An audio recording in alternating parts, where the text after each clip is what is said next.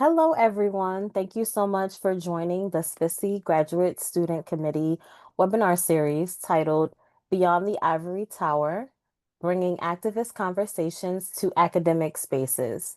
Our second discussion, I'm sorry, this is our third discussion, is on Does psychology fall in the face of genocide?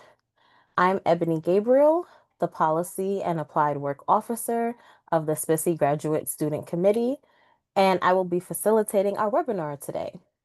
Any opinions or conclusions expressed in these webinars are those of individual contributors and do not reflect the views of the Society for the Psychological Study of Social Issues, the American Psychological Association, or any of their divisions or subunits. Now, let's find out who our panelists are. We have Dr. Ashraf Kaji, who is a distinguished professor of psychology at Stellenbosch University. He is the co-director of the Alan Fletcher Center for Public Mental Health and a member of the Academy of Science of South Africa. His research has focused on common mental disorders among persons living with HIV, psychological and structural factors influencing adherence to antiretroviral therapy and public mental health. He teaches cognitive psychotherapy and research methods in the Department of Psychology. He also serves on the board of trustees of the Trauma Center for Survivors of Violence and Torture in Cape Town and has done capacity building work at the Gaza Community Mental Health Center in Gaza, Palestine. Next, we have Dr. Guido Vernice is an associate professor at the Department of Human Services and Education at Milano Baccoa State University in Italy. He holds a PsyD in individual, couple, and family psychotherapy, psychology, and family mediation, in addition to a doctorate in clinical psychology from the University of Milano Baccoa. His research primarily focuses on well-being in war-affected populations, psychological functioning, and culture-informed coping strategies, with a particular emphasis on contexts of ongoing crises such as the Gaza Strip, Niger, and Sub-Saharan Africa.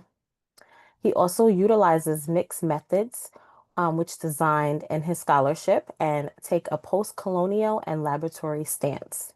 His work aims to explore the intersections of trauma, agency, and resilience in marginalized communities. He has received numerous accolades for his contributions, including the NCFR John Trost Award in 2022, the ISCHP Mid-Career Researcher Award in 2023, and the Ignacio Martin Barrow Lifetime Peace Practitioner Award in 2023 by APA Division 48. Okay, now I will hand it over to our speakers.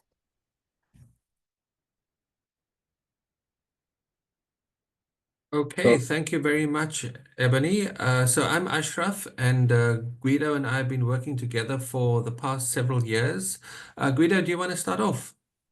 Yeah, thank you for having me here, and it's a very pleasure to be invited by the Division 48 for this seminar. Let's introduce myself briefly. I'm a clinical psychologist, and most of my work in the last decades has been done in the Gaza Strip. And let's just remind that I was there in the Gaza Strip to do my research and my teaching just a few days before October 7th started.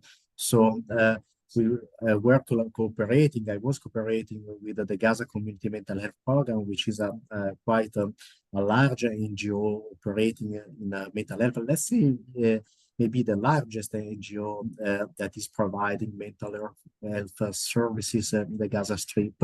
And my duty was to train and supervise the family therapists and clinical social workers who are working in at least 3-4 different centers all over the Gaza Strip, from the north to the south. And then I was involved as a research supervisor from the division of research in the same center. I think, Ashraf, if you wanted to introduce yourself and your work in Gaza. Uh, Yeah, so I just want to pick up on what Guido has said about the Gaza Community Mental Health Program, which is a large nonprofit organization that provides services, psychological services to people who have been affected by the human rights abuses, the military strikes, the siege, the starvation campaigns, and generally the occupation of Palestine over the past several decades.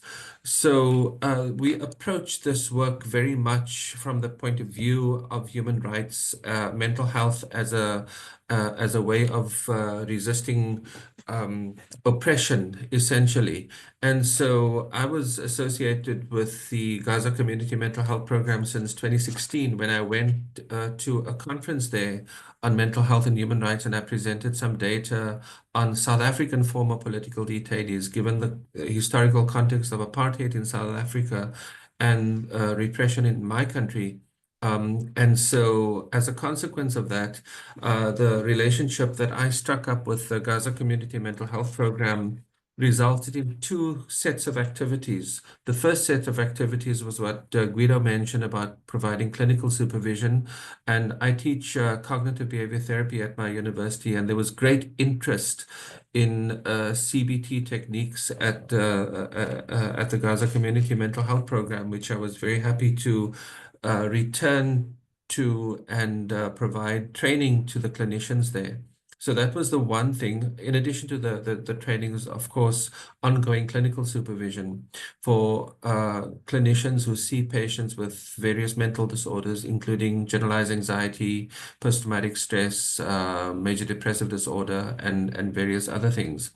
That is the one set of activities. The other set of activities pertains to research because we approach this work from an evidence-informed perspective, and we want to amass the best available evidence to provide interventions that are empirically supported. So Guido and I assisted and facilitated and supported the Gaza Community Mental Health Program by running a set of training workshops to equip and upskill the clinicians and the researchers there in research methods. We sat together designing research projects, assisting with the data collection, giving feedback. We used Stellenbosch University's ethics committee to get ethics approval for the various studies. And one important thing when it comes to this kind of work, we didn't consider it our research. This is the research of people in Gaza that we are supporting, and the data there that are collected there are to be used to enhance the services of the Gaza Community Mental Health Program. So when it came to scientific publications in journals, we were usually the last authors, and we wanted the local colleagues in Gaza to be the primary authors and the drivers of this research. Guido? Yeah, sure. If you agree, Ashraf, I would like to start in contextualizing our work there. And most probably, the best things to start creating a context for our conversation is to talk about our positionality. Let's say that my work in Gaza started in 2009. It means after the first big Israeli aggression against Gaza, of course, in 2009, the so-called Cast Lead operation. And starting from this time, I used to work for different organizations, international organizations and local organizations, till I joined the group at the Gaza Community Mental Health Program. Why is important to talk about my positionality? Because, of course, I can say that working with the Gaza people for almost 15 years made me create and define my vision about the situation in Gaza first and the Palestinian psychological and Gaza psychological suffering in general. I want to describe, for example, the way as a white and Western male practitioners I take to enter the process to enter the so-called biggest open air prisons in the world.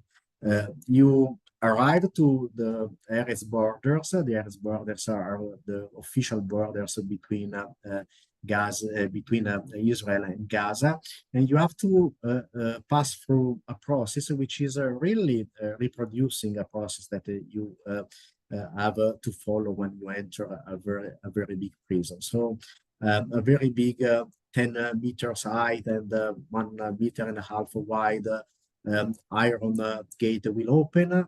You enter, this gate close, and then you have to pass through 2-3 kilometers long a small tunnel or cage, let's say, which is introducing you in the so-called hell of Gaza.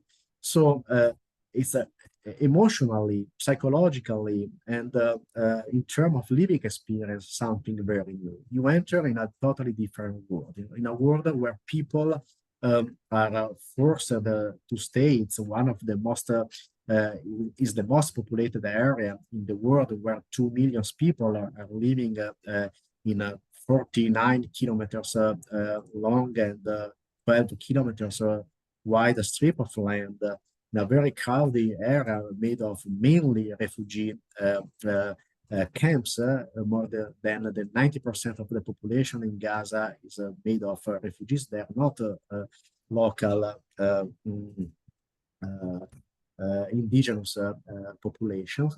And so, of course, your way, your vision, your set of mind when you enter and you work as a psychologist in such a kind of conditions dramatically over the years will change. Asha? So the one thing that I want to pick up on is the title of this webinar. And the title of this webinar contains the word genocide. Does psychology fail in the face of genocide? And I know there's been a huge amount of resistance or reluctance on the part of people in North America, public figures, various people who hold power to avoid the use of the term genocide. I think by all accounts, it is necessary for us to use this word because that is exactly what is going on here. And this genocide doesn't come out of the blue. It comes in the context of decades of oppression that Palestinian people have been subjected to since 1948. And I would argue even before the state of Israel was created, and where 750,000 Palestinians were evicted from their homes and were made into refugees and had to flee their homes in Palestine and had to seek refuge in what is now the Gaza Strip and the West Bank. So I think the positioning ourselves and locating ourselves with an understanding of history is a really important thing here. This crisis did not begin on October 7th, 2023. This crisis was several decades in the making. And part of our role as psychologists, as clinicians, as researchers, stems from a commitment to human rights, stems from a commitment to resisting colonial oppression, which is essentially what has been going on. And on Guido's point, the whole point of positionality, my country, South Africa, had the system of apartheid, of white privilege. It was a white supremacist country where everybody who was not white was subjected to various repressive rules and laws. Um, and so there are clear parallels with what is going on in Palestine historically. Although in South Africa, we never had a genocide here. We had never had people being annihilated and people being murdered in their masses, in their thousands. We never had schools and buildings demolished with bombs. So while there are certain parallels and similarities, the situation in Gaza in the present moment is many, many, many times worse than what took place in South Africa. Um, so we approach the work of mental health in this historical context, that mental health services and the provision of mental health services and the conduct of research is not an apolitical set of activities. It is very much rooted in a commitment to social justice, to human rights. And so we took our cue from what the Gaza Community Mental Health Program. I mean, Guido's been working there much longer than me, but my contact with the Gaza folks has been through this organization. And so taking our cue from the needs and requirements of this organization and responding to those needs rather than imposing what we think is going to be or was going to be the most appropriate for them. It is really the agenda being set by people, local people in Gaza, and our response is to determine the extent to which we can meet those needs. We wrote this paper that was published and that Dr. Idelson saw and suggested that we speak about. And there are a couple of points here. The role of psychologists in Gaza. Firstly, does psychology have a role? Is there a place for psychology in the context of, I mean, we are beyond trauma here. We are beyond post-traumatic stress, way beyond that. These uh, um, diagnostic categories that we see in the DSM and other diagnostic manuals don't apply. They are limited in the context of what is essentially mass murder, what is essentially genocide. That is the one issue. Can one provide psychological services under these conditions of horror, where this political injustice, where this genocide, where this annihilation is occurring on a daily basis? It's a very interesting thing because the Gaza Community Mental Health Program had three locations in Gaza, in the north, in the middle, and the south. Those buildings were demolished. Several of our students that we taught were killed in the events since October 7, 2023. Yet the Gaza Community Mental Health Program continues to function. The director is elsewhere, has left Gaza, but there are clinicians in Gaza who are continuing to provide mental health services. And recently, they want to hire a director of research with a view to collecting data on mental health in the context of all of this destruction. And so there's an argument here that mental health services need to continue to address the experiences, the psychological experiences that occur as a consequence of the events that are currently taking place. I use the term trauma because there are no other words to use, but trauma, grief, bereavement, loss, and the horror of seeing people die on a daily basis, the mental challenges and distress associated with not being able to bury family members, where people are trapped in buildings underground and the survivors aren't able to do anything about this. If you think about the importance of burial rituals, I've heard stories by our friends where pieces of human bodies, body parts, were put into carrier bags in order to bury them because there are important religious and cultural rites associated with burial. Now, you can imagine the mental horror, the psychological distress. Even that word is a very mild word in the context of what people are experiencing. And so we make the argument that even under these circumstances, mental health is a relevant thing, and mental health services play some kind of important role, even under these conditions of extreme duress.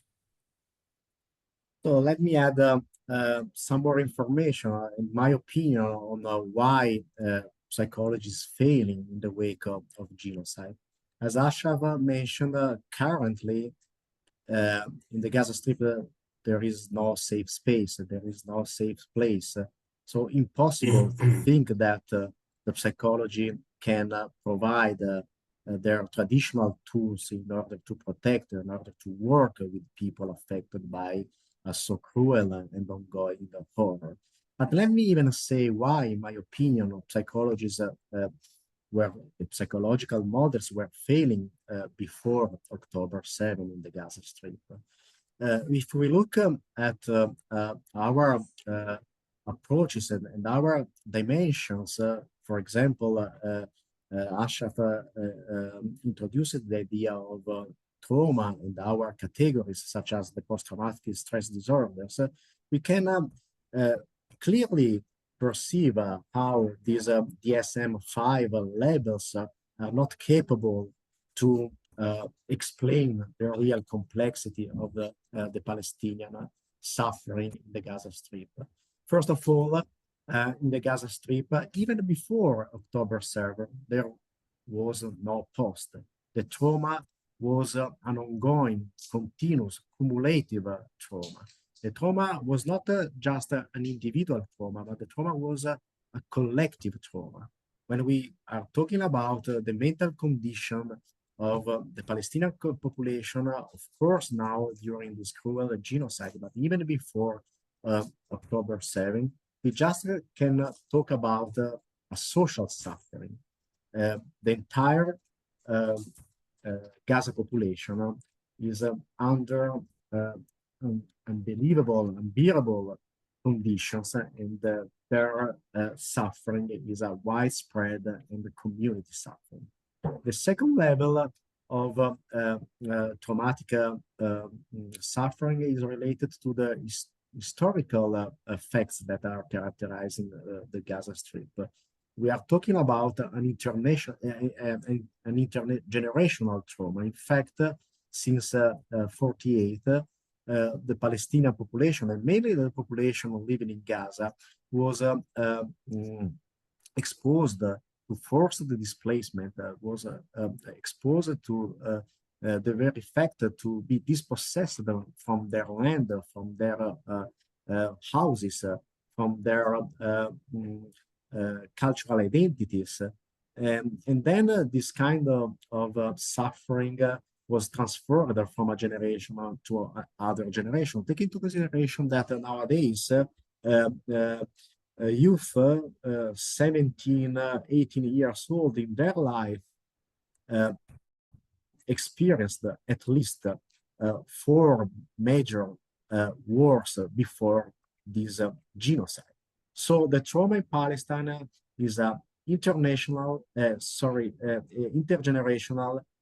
cumulative, and historical trauma. And then more, this is a specific form of traumatic suffering that we can identify in a context characterized by settler colonial violence, which we could define as a colonial trauma, a systematic and continuous dispossession and a systematic and continuous deprivation of all of those dimensions that are in a way shaping the identity, the cultural identity of the indigenous population.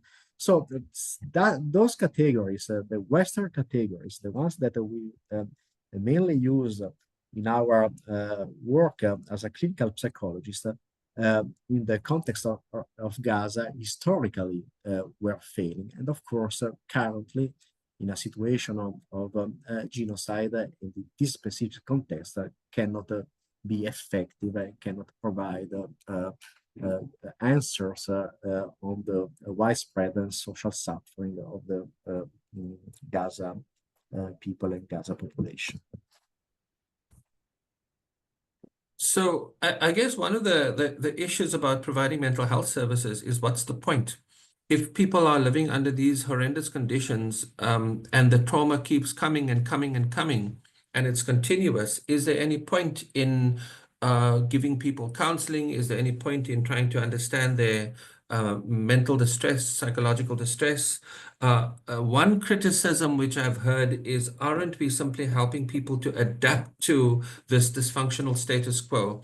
And my thoughts on this matter are that despite the most difficult circumstances that people are living under, one can try to fashion some kind of a way of managing people's emotional distress, psychological distress, even in the context of these extreme conditions. For example, children who have lost parents, who have no other family members who are available. What do you do? How do you assist those children? Can we simply assume that their futures and their lives are going to be destroyed from now onwards? And the answer is, for me, clearly not. That we need to do whatever we can to be able to create conditions for these children to fashion some kind of way forward, even under these very difficult conditions. Another matter that has come up in this work is the whole question of resilience, that people need to be resilient under these difficult circumstances, and the role of psychologists is to enhance resilience. And I'm very resistant to this whole notion of resilience, because resilience is an individual concept. It individualizes and localizes the problem to a set of psychological issues, and it suggests that people need to develop some kind of mental toughness, or some kind of fortitude or strength under these circumstances, and it absolves the political context. It says the problem is with the individual not being resilient enough to withstand this, and it takes the emphasis away, I fear, from the political context, from the military strikes, from the occupation, from the dispossession, from the oppression, and almost absolves the political dimension from its responsibility. The Palestinian people have this concept called sumud, S-U-M-U-D, sumud, and it's not resilience really. It is more of a political way of resisting, of having steadfastness. I think it translates roughly into steadfastness in the context of the severe oppression, the severe onslaught. So it is psychological, but it's also political, and it can also be spiritual, because this is a very religious society that we are working in. And so the term sumud, or steadfastness, goes beyond the individual in order to create some kind of community cohesion, political awareness and understanding and fortitude, even in the context of these horrendous events. At the same time, I have to say, though, given the relentlessness of these attacks by Israel on the Palestinians, you wonder the extent that even sumud can be felt and applied and experienced. Right now, people are simply trying to survive, running from one place to the other, trying to remain alive. I think that is the task at hand. Right now, there's a starvation campaign that is being perpetrated on the people of Gaza, and the task at hand is to find enough food for people to feed themselves and their families and their young children. So, psychological services have their place here, but ultimately there are these existential matters that are front and center, questions of survival. And we like to think that psychological services can be one avenue of resistance to this extreme oppression, and so there is some kind of place for psychology. I, I would the question of the title of the paper, Does Psychology Fail? Um, really is an indictment on psychology at some sense being an individualistic profession. And what we wanted to do was speak about collective well-being and human needs, and talk about the basic needs of safety, shelter, belonging that have been threatened and that have been so horrendously destroyed in Gaza. And there is an argument for collective rather than individual well-being. Um, we have been influenced by post-colonial writers. Frantz Fanon, for example, who has written extensively on psychiatry in the context of the colonial era, and Paulo Freire, the educationist, the radical educationist, who speaks a lot about empowerment and liberation. And we seek to apply these concepts in the context of psychological practices, that mental health can be seen as a tool, as an instrument, as a method of resisting oppressive systems, and seeking to enhance agency and collective action, even in the context of this historical oppression that has now come to this situation of annihilation, of genocide, of mass murder that we currently seeing. The other point that we need to call attention to here is the complicity of world governments, of Western governments specifically, in aiding and abetting what Israel has been doing in Gaza. The United States or most of the European countries who have either been silent or have supported Israel in the form of providing weapons, providing political support, providing diplomatic cover, economic aid to Israel to perpetrate these atrocities. And so we need to take stock of the global political dynamics that are currently at play. So let me just conclude picking up this very important term you used during uh, your mm, talk, Ashraf, the political dimension of mental health. This is maybe the strongest and most powerful lesson I learned as a Western white male and neoliberal psychologist working in Gaza. The very crucial power of politics in determining people, individual and collective mental health.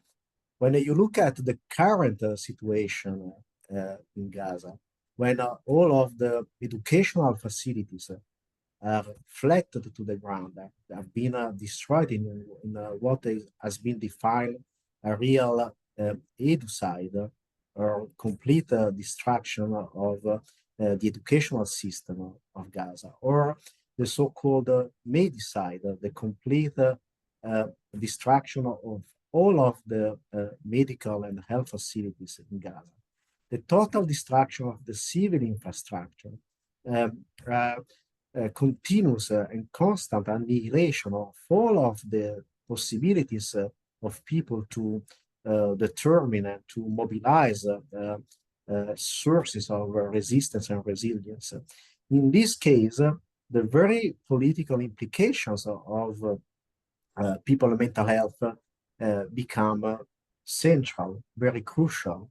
And the Western assumptions of neutralizing and mm, excluding from our reflections, both at epistemological and even in our practices, all of the political dimensions, not being political as a way to be effective, is really not working in a context of domination and in a context of colonial violence such as Gaza. But I think in general, the idea that psychology can act without implying in its way to intervene, to work and to research on people mental functioning, excluding this political dimension, is, in my opinion, totally wrong. If you want to be helpful to people, first of all, we must act as allies of people. If we want to make people mobilize the resources of functioning, we need first to act in a way that their competencies, their abilities to react to oppression and domination can be used and mobilized. And to do that, we must be political. We have to be political. The assumptions of political neutrality in psychology is another way to promote very political implications, such as domination, such as colonialism, such as the only one voice of the dominant models over the indigenous, voiceless people all over the world, not just in Gaza. So I don't want to add anything more. Maybe now there will be time for some question. If you have to add anything more, Ashraf, and then we can pass to the Well, question. I think the time is past. My clock says 18:36, which means we have about 25 or 24 minutes left. So, Ebony, what do we do now? Yeah, so my name is Leslie Vern Dunnigan. I am the chair of the graduate student committee, and we have some questions from our participants that we're just going to ask that you answer and share your thoughts on. So the first one is from Saima Iman. As a psychology researcher, what types of services can we provide?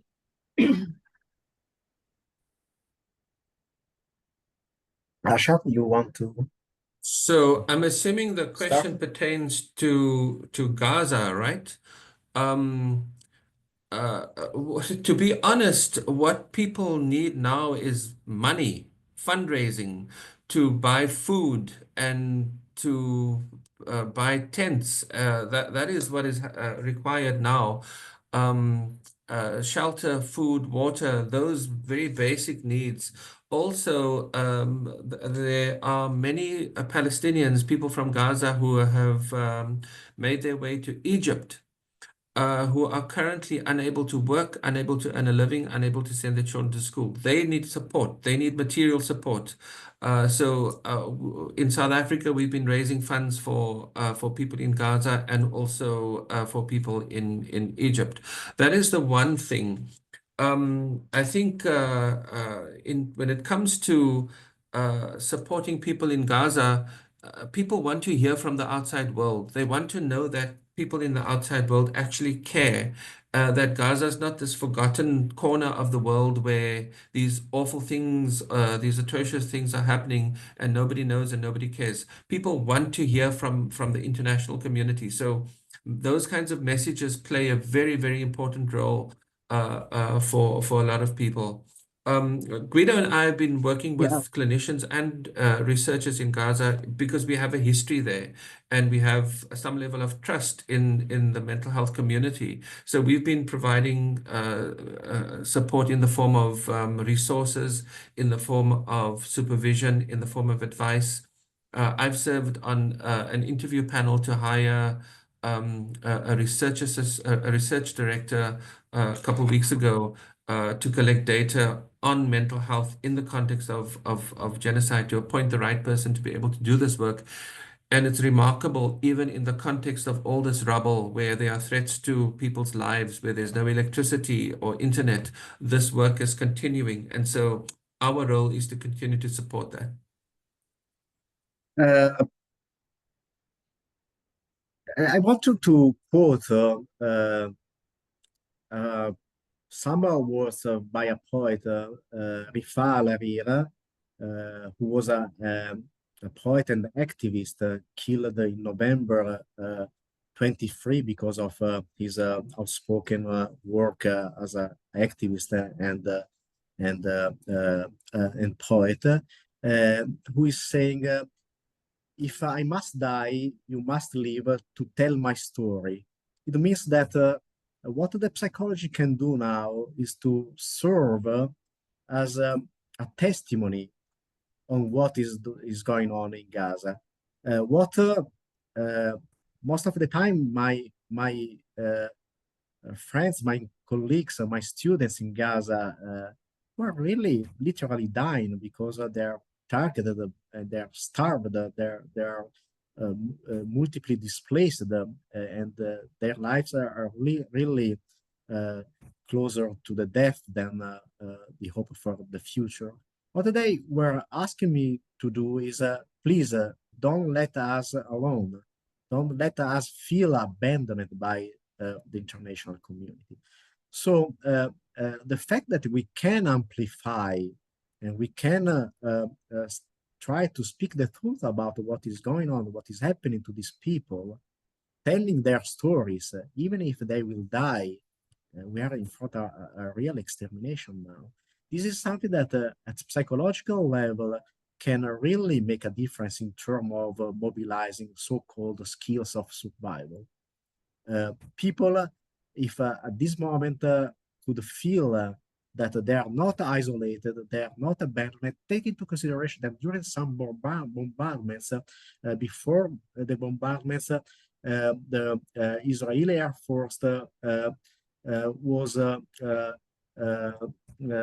launching flyers over the bombarded area, saying people, the world is not taking care of you. Nobody is caring about you. You can see it on the social media. You can find these flyers that are horrible. And this is part of a psychological warfare. The point is that you don't exist. You don't have a voice. The fact that we can try and be testimony and amplify the voice of voiceless in terms of even of a Fanonian perspective on trying to support and to push the indigenous voice when they are suppressed and impeded by powers of domination and colonialism. This is a way to ensure a sense of lesser isolation, the fact that the international community is not just what our governments are saying, but it's made by people, and the people want to continue to tell the stories of these people in Gaza. I think this is something that everybody of us can do, tell stories about Gaza, amplifying their voices, and this will have quite a good impact in increasing their skills of survival. That's to say that currently the people of Gaza can just survive to this extermination. Thank you. So our next question is Sardar M. Degrum. I'm so sorry, I'm going to butcher your last name. So I will not. And their question is, what has been the response to the ongoing genocide from the Psychological Society of South Africa and the psychological organizations in Italy? I think there are 4. So the Psychological Society of South Africa has been very clear. They've come out with a statement condemning the genocide, calling it a genocide, condemning the genocide, calling for a ceasefire as soon as possible, calling for a cessation of the bombing, the attacks, the starvation campaign. That has been happening. That happened actually very early in the process.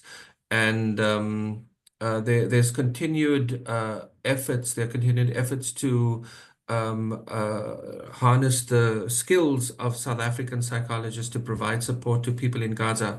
We have an organization in this country called Gift of the Givers that also does relief work, and they've been active in Gaza. A few of their people have been killed as a consequence of that, but they also have a mental health task force as well that is standing ready to also go into Gaza when the time comes.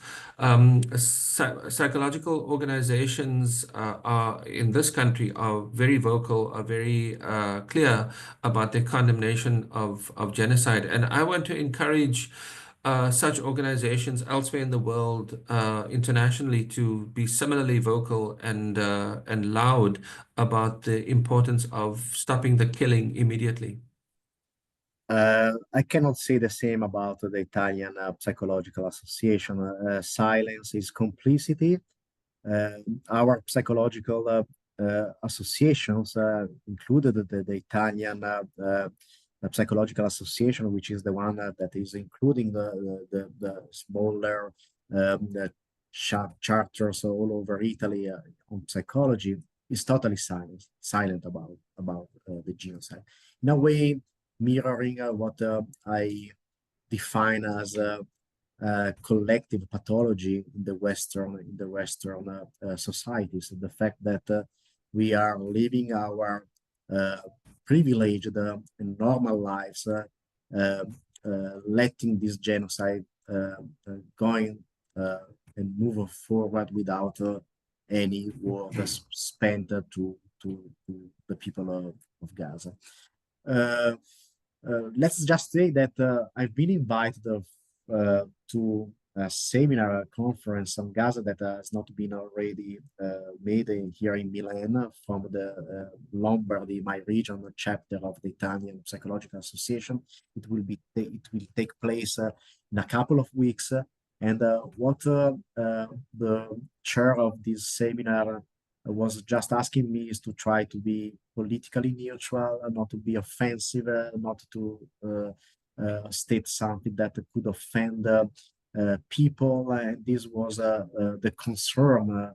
And meanwhile, since they contacted me to nowadays, we should say that we have kind of 400 or 500 more people killed in Gaza. It was just 2 weeks ago. So I'm totally ashamed about the reaction of the psychological societies here in Italy, but let's say even in general in Europe. In July, I will go to a conference held by the International Society for Critical Health Psychology, which I would expect because of their critical perspective and stance. They were very clear in condemning the genocide. We will present a symposium on Palestine and colonialism, and this is the only voice that we will try to introduce in a critical society where no one word has been spent to denounce this ongoing genocide. Italy is really at the brink of inhumanity in terms of speaking out genocide. Can I call upon? Sorry, Guido. Go ahead. That you were done. Please. Can I call upon everybody in the seminar to actually take up this matter with your respective organizations and put the matter on the agenda and be relentless in asking and demanding that your organizations take a stand on this, issue a statement, be clear. I mean, the genocide is a moral clarifier. You cannot be silent, you cannot be neutral. This is a matter of grave importance. And I'm calling on people not only to condemn genocide in their own capacities, but also in institutional capacities, in organizational capacities, to be able to take a stand at these institutional and organizational levels, because this plays an important role in generating momentum and to place pressure on governments to also then subsequently take a strong stand against this injustice. Thank you. We have another question. We have 2 more questions, but I think these are particularly important. So thank you so much, Drs. Ashraf and Guido. This is Aransha Garcia, a few local and international psychologists are accompanying the collection of testimonies from Palestinian people, victims for the ICC, International Criminal Court.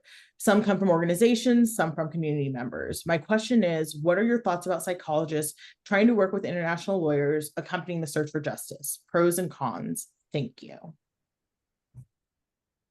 Maybe at this time I can start first. I think this could be something mandatory and something that should be related to kind of ethical commitment by psychologists worldwide. The fact that you have to be outspoken for human rights, you have to sympathize with the victims and never being on the part of the perpetrators.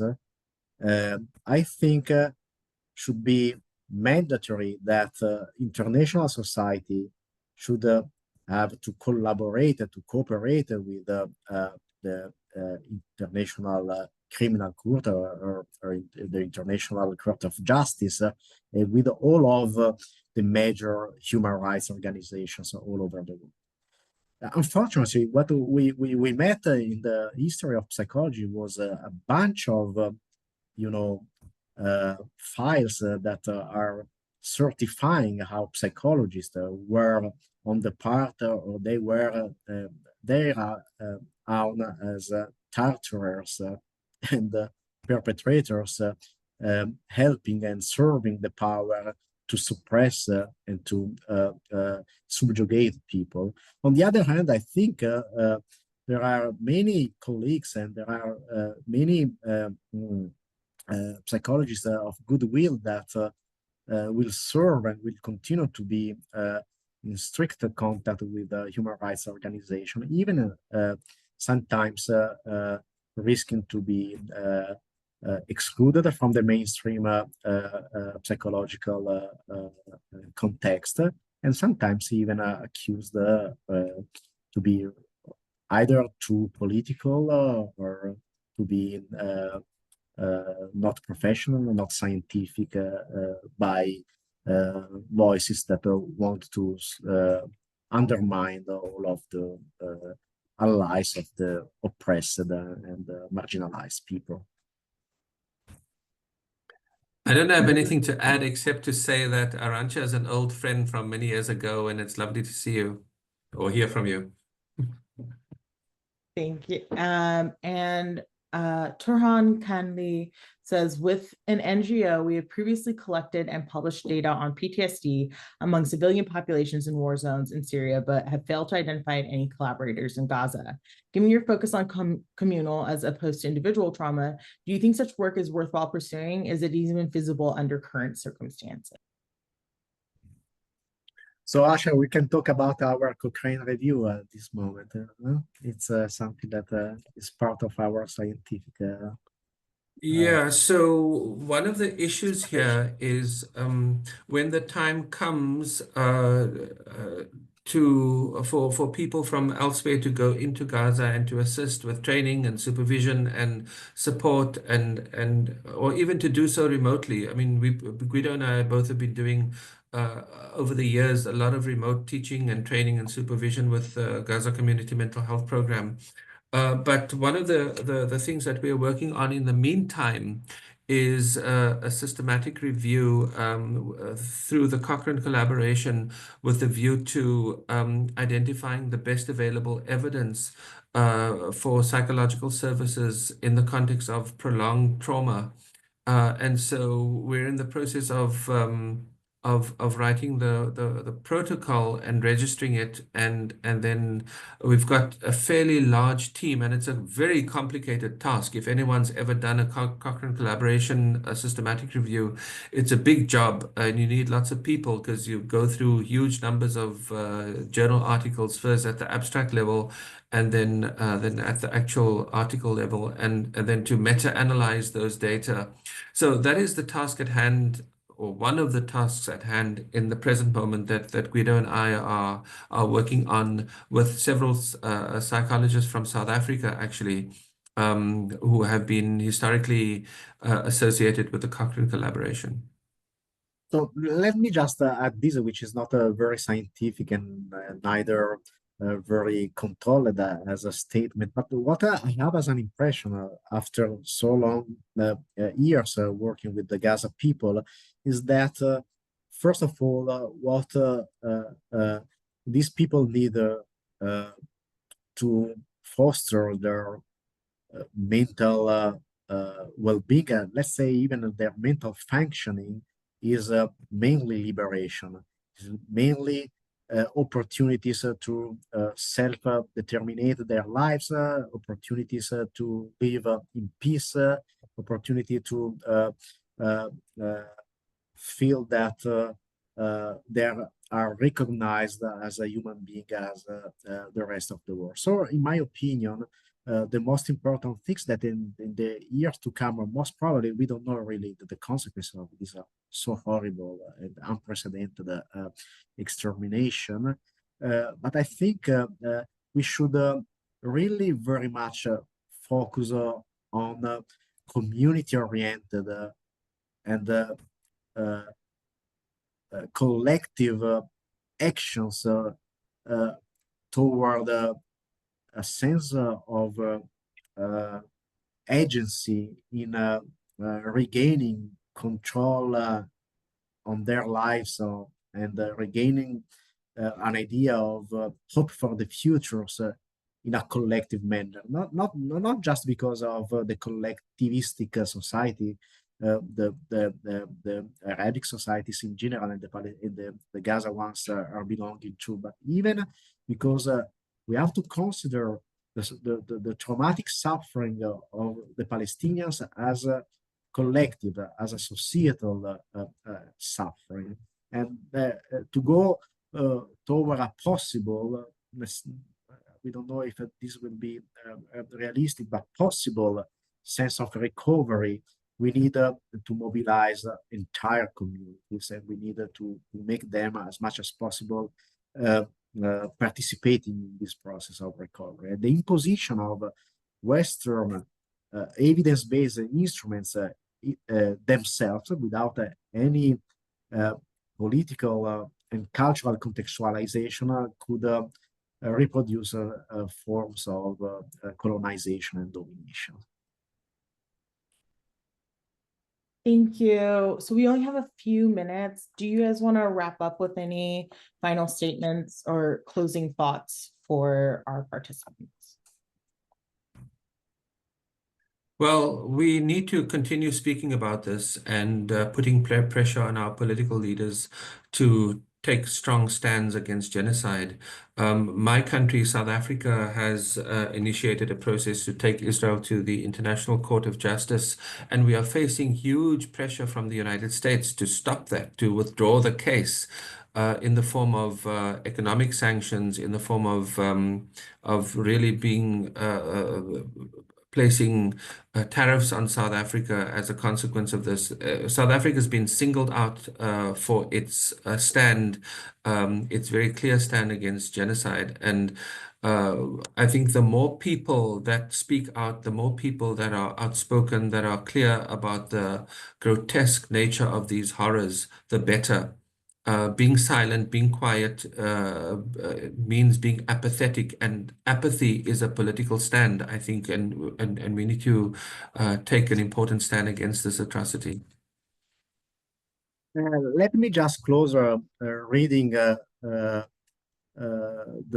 closing part of the Rifat Hariri poem, which is in a way, in my opinion, a manifesto on how psychological intervention should be done in a situation of violence and subjugation such as Gaza. Sees the kite, my kite you made, flying up above, and thinks for a moment an angel is there. Bring back love. If I must die, let it bring hope. Let it be a tale. Thank you. Thank you. Ebony, do you want to close us out?